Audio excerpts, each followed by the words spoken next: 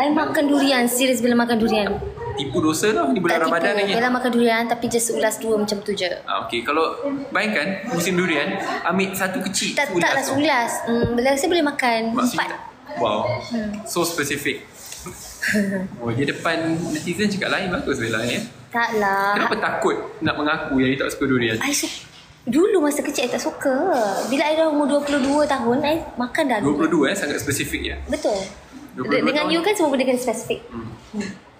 Betul tak? Macam Lee Min Ho kan dia? Apa?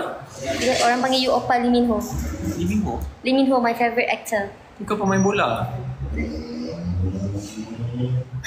Bella nak buat dia marah lah. Jangan, I memang sangat-sangat. Ya, jangan. Don't touch Lee Min Ho. Content macam dia nak berenang, macam nak berlari, macam dia nak berbasikal. Okay, itu bukan cara nak berenang lah Bella. Tapi tadi saya agak kagum kerana Bella berani untuk melompat di dalam lautan biru yang dalam, di dekat-dekat dengan Mabul tanpa memakai life jacket. Walaupun sangat berisiko, tetapi yalah, dia nak menunjukkan bahawa dia ada darah Sabah. Baby dah